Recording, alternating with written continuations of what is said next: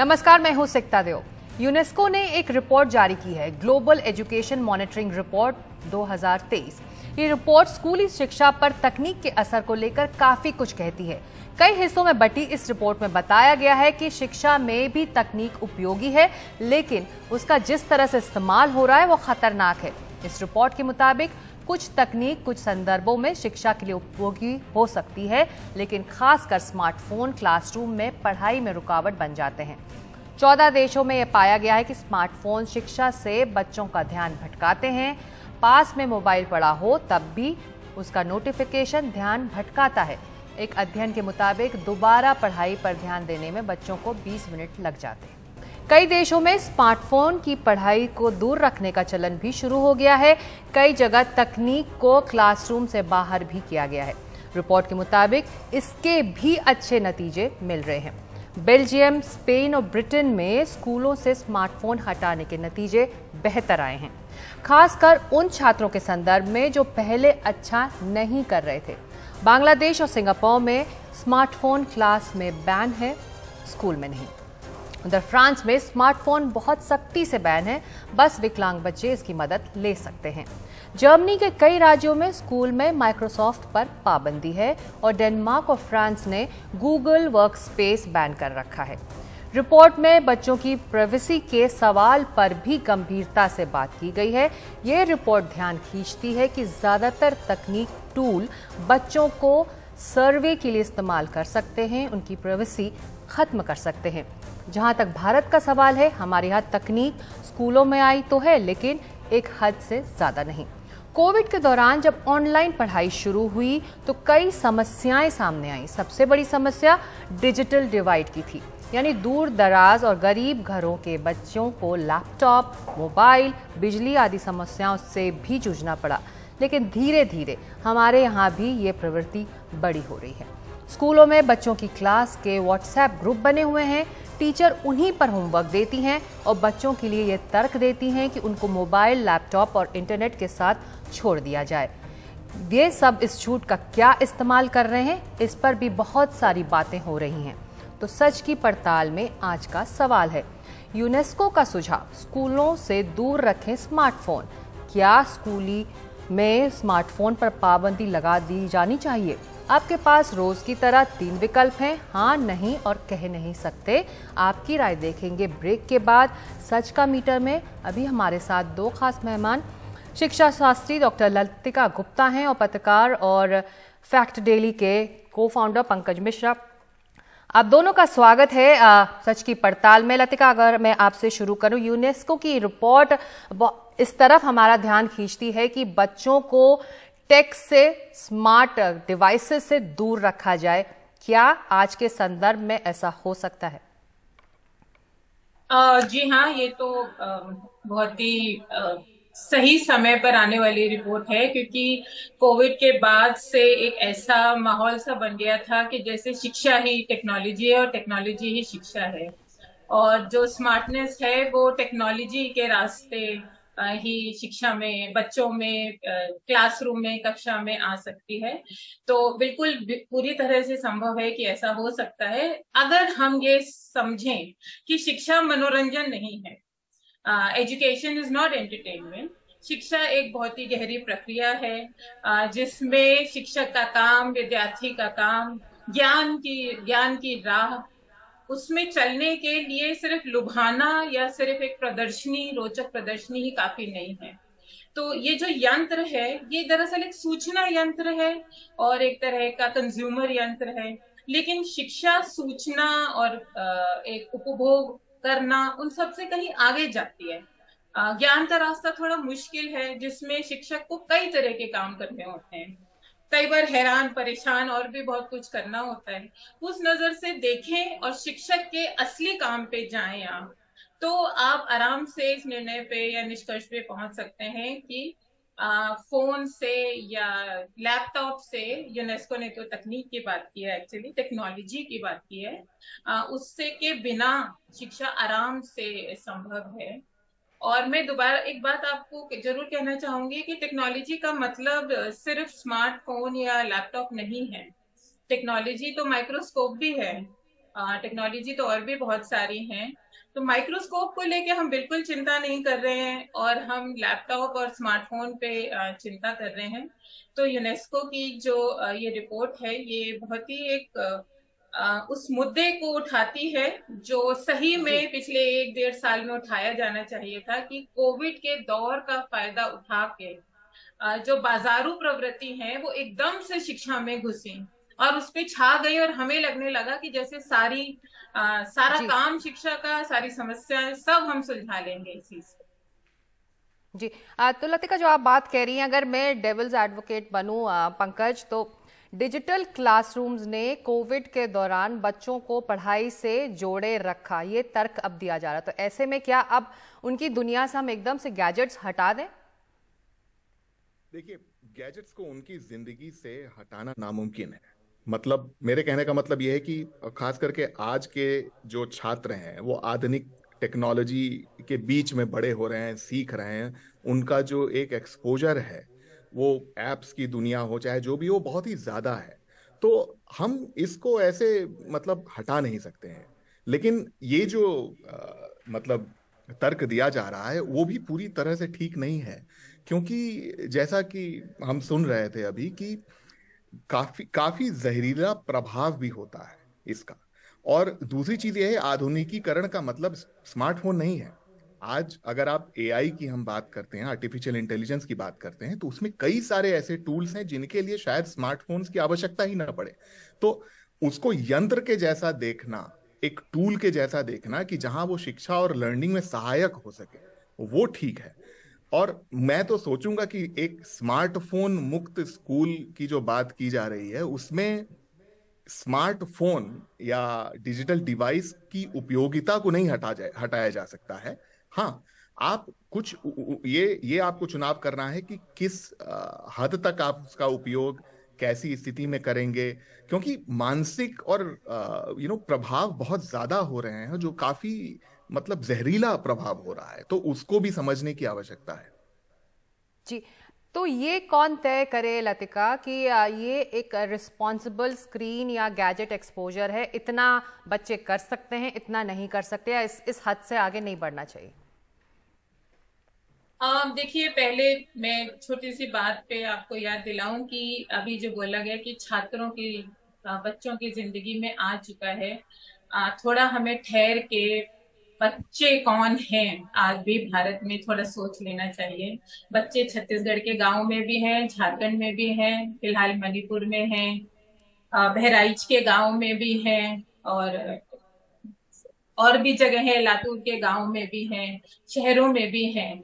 तो ये सोचना कि हर एक बच्चा और हर एक युवा की जिंदगी में ये यंत्र बिना किसी खर्चे के, बिना किसी डिमांड के, बिना बिजली और पैसे के रच बस गया है, ये मुझे लगता है कि बहुत ही एक गलत बेबुनियाद निष्कर्ष है। और ये निष्कर्ष हम निकालें चाहे ना निकालें, हमें सबसे पहले स्कूल में जो होता है उसको सोचने की जरूरत है। स्क्रीन बहुत तेज चलने वाली टेक्नोलॉजी है। आप खुद इस टेक्नोलॉजी में हैं सिक्ता जी, आपको पता है कि ये 60 सेकंड में इसमें छवियां बदलती हैं। शिक्षा दुनिया की सबसे धीरे चलने वाली गतिविधि है। इसमें कोई आश्चर्य नहीं है कि हर एक समाज में इस दुनिया के 12 साल स्कूल चलता है, और प्री प्राइमरी मिलाएं तो 15 साल चलता है। दोनों के नेचर में, दोनों के चरित्र में बहुत अंतर है। एक बहुत धीरे, सहज, सोच समझ के चलाए जाने वाला काम है शिक्षा। फोन बहुत जल्दी जल्दी बहुत कुछ देने वाला, आपको भर देने वाला है। और शिक्षक को जो बच्चों को ज्ञान की राह पे लाने के लिए, जिसमें अलग अलग बच्चे हैं, लड़कियां हैं, दलित हैं, जातिगत अल्पसंख्यक हैं, धर्म अल्पसंख्यक हैं, बहुत सारे लोग हैं, ट्राइबल जी बच्चे हैं, उनको एक साथ लेते हुए एक धारा बनानी होती है। स्मार्टफोन जो जल्दी करता है वो एक अधीर प्रवृत्ति का भी एक यंत्र है। और इसीलिए मुझे लगता है कि सिर्फ इस बात पे ठंडे पड़ जाने से कि ये तो हर जगह छा चुका है, उससे मैं प्रभावित नहीं हो सकती। वैसे भी स्कूल का काम है कि जो बाजार में हो रहा है, जो देश में हो रहा है, जो अर्थव्यवस्था में हो रहा है, उसके ऊपर एक आलोचनात्मक चिंतन होते रहना। तो बिल्कुल। स्कूल को जरूरी है इससे निजात पा के वापस अपने पुराने अपने मौलिक रूप में आने की। और उसके लिए मुझे लगता है कि यूनेस्को का ये दावा, यूनेस्को का ये आग्रह है कि न केवल स्मार्टफोन, लैपटॉप, इंटरनेट, इन सब से स्कूलों को दूर रखा जाए। बिल्कुल, जो बात लतिका कह रही है उसको मैं थोड़ा और आगे ले जाना चाहती हूँ। पंकज, हम इस वक्त ये चर्चा करें कि बच्चे स्क्रीन के लिए बेचैन रहते हैं, वो माता पिता को और रिस्पॉन्सिबल घरों में होना चाहिए, लेकिन ये स्कूलों के लिए भी एक अच्छा एक इजी जरिया बन गया है। व्हाट्सएप ग्रुप्स हैं, होमवर्क व्हाट्सएप के जरिए आ रहे हैं, तमाम वो प्लेटफॉर्म्स हैं, डिजिटल प्लेटफॉर्म्स क्लासरूम्स के, जो कोविड के दौरान इस्तेमाल हो रहे थे, वो उन पर भी अब होमवर्क्स प्रोजेक्ट्स आने लगे। तो स्कूलों को भी इसमें अपना हाथ पीछे खींचना होगा, क्योंकि उनके लिए भी डिजिटल जो स्पेस है उनके लिए भी उनकी काम आसान कर रहा है। नहीं, देखिए, सबसे पहले तो लतिका जी जो बात बताई वो बहुत ही महत्वपूर्ण है, और वो इसीलिए महत्वपूर्ण है कि उन्होंने परिवेश की बात की। और देखिए, हम भारत की बात करें तो गांव हैं, कस्बे हैं, छोटे शहर हैं, तो वहां पे टेक्नोलॉजी का बहुत ही अलग प्रभाव हो सकता है। और वहां पे जैसे हम डिजिटल डिवाइड की भी बात करते हैं, काफी सारी चीज हैं कि भाई शिक्षा सब तक पहुंचनी चाहिए और कैसे हो सकता है। हमने कोविड में देखा डिजिटल डिवाइड का क्या प्रभाव हुआ, तो ये सब एकदम सही बातें उन्होंने बोली। और मैं तो स्कूल मुक्त, मतलब स्मार्टफोन मुक्त स्कूल को एकदम सही मानता हूं। मेरा सिर्फ ये कहने का मतलब था कि एक यंत्र के तौर पे स्क्रीन जो है हमारी जिंदगियों का एक हिस्सा बन चुका है। वो आप मेन स्ट्रीम कल्चर की बात करें तो हम उस डिजिटाइजेशन को नहीं हटा सकते हैं। तो अब ये एक अच्छा चैलेंज है कि शिक्षा के लिए भी जो इस क्षेत्र से जुड़े हैं उनके लिए भी एक चैलेंज है कि हम किस तरह से इसको टैकल करें, किस तरह से हम इन यंत्रों को यंत्र के जैसे उपयोग करें, और शिक्षा को जैसे उन्होंने बताया कि जो उसका जो एक ओरिजिनल उद्देश्य है वहां पे हम वापस लेके जाएं। ये तो एक अच्छा चैलेंज है। और इसमें हम बैंगलोर में हूं मैं, और कई सारे अच्छे मतलब मैं एक्सपेरिमेंट्स देख रहा हूं, ऑडियो को लेके एक्सपेरिमेंट्स हो रहे हैं, काफी शोध चल रहा है। तो मुझे लगता है कि एक अच्छा मौका है उन लोगों के लिए जो इस क्षेत्र में हैं कि भाई इसको एक चैलेंज के जैसा एक्सेप्ट करें और इसको रीइमेजिन करें, और देखें कि हम किस तरह से इसको, मतलब इसमें जो खराबियां हैं, जो जहरीला प्रभाव है, उसको हटा के हम उसका अच्छे से उपयोग कर सकते हैं, जिससे कि शिक्षा का जो उद्देश्य है उस पे हम कायम रहें। जी लतिका जी, पेरेंट्स को, अभिभावकों को रोल मॉडल्स माना जाता है। हम रोल मॉडल्स हैं अपने बच्चों के लिए, तो हम अगर अपना डिजिटल यूज कम करेंगे तो आपको लगता है इसका असर बच्चों पर पड़ेगा? क्योंकि कहीं ना कहीं अभिभावक, स्कूल तो जिम्मेदार हैं ही, पेरेंट्स भी घर में उतने ही जिम्मेदार हैं। आपकी बात तो सही है, पर मुझे लगता है कि जो हो नहीं सकता उसको कभी लक्ष्य भी नहीं बनाना चाहिए। और ये जो बाजार इसमें शामिल है, इतने सारा, मतलब बिल्कुल अकल्पनीय स्तर का इसमें पैसा शामिल है, तो वो बहुत अग्रेसिवली इसको पुश करते हैं। और पेरेंट्स जिस तरह के हैं, अभिभावक हमारे देश में बहुत कॉन्शियस पेरेंटिंग तो होती नहीं है, तो उसको लक्ष्य मान लें और फिर हम सोचें कि ये हो जाएगा, ऐसा तो मुश्किल है। लेकिन मैं आपको एक बहुत रोचक बात जरूर बताना चाहती हूँ कि अगर आप स्मार्ट शब्द का असली मीनिंग देखें तो असल में इसका जो ओरिजिनल मौलिक अर्थ है वो है बहुत दर्द देने वाला, तीखा दर्द देने वाला। अभी हाल फिलहाल में अंग्रेजी में इस शब्द का अर्थ जो है वो बुद्धि या इंटेलिजेंस से जुड़ा है, और अब ये शब्द मोबाइल पे आके भी वही कर रहा है कि हमें ये इंटेलिजेंस का भ्रम दे रहा है। और आप बार बार बड़े गर्व के साथ और गौरव के साथ लोग आर्टिफिशियल इंटेलिजेंस बोलते हैं। तो मुझे लगता है कि हमें शर्म आनी चाहिए कि हम अपने विद्यार्थियों की असली इंटेलिजेंस को विकसित ना करने की बजाय आर्टिफिशियल, कृत्रिम बुद्धि पर एक तरह की निर्भरता बढ़ा देने को अपना लक्ष्य बना रहे हैं। तो मुझे लगता है कि हाँ, ऐसे कानून बनाने वाले देश हैं जहां पे, जैसे आप फ्रांस को देखिए, उन्होंने अभी हाल में कानून बनाया है कि माँ बाप अपने बच्चों की तस्वीरें फेसबुक पे कई तरह की नहीं डाल सकते।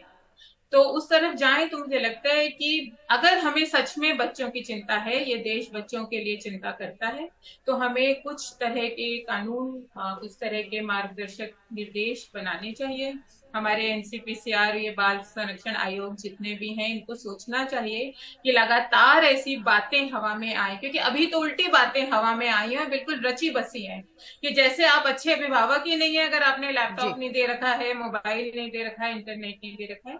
और उम्मीद है कि आपका चैनल भी आज ही इस जोश के साथ इस चर्चा को करके खत्म ना कर दे, क्योंकि यूनेस्को की रिपोर्ट आई है। आप इसको भी आगे बढ़ाइए कि शिक्षकों को, बड़े बहन भाइयों को, माँ बाप को क्या क्या करने की जरूरत है इसमें।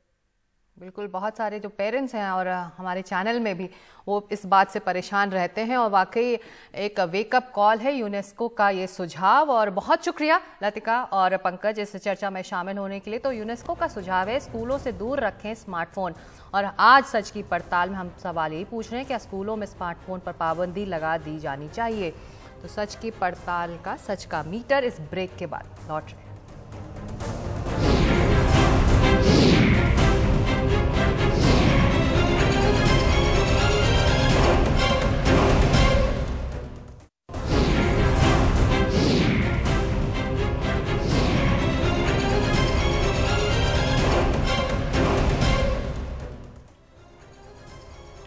और सच की पड़ताल में आज हमने सवाल पूछा है यूनेस्को का सुझाव स्कूलों से दूर रखें स्मार्टफोन। क्या स्कूलों में स्मार्टफोन पर पाबंदी लगा दी जानी चाहिए। हमारे पास करीब 17,000 लोगों की राय आई है। इनमें से 94% मानते हैं हाँ, जबकि 5% की राय है नहीं और 1% लोगों की राय नहीं बन पाई है। तो आज सच की पड़ताल में इतना ही, लेकिन एनडीटीवी इंडिया में खबरें जारी है। नमस्कार।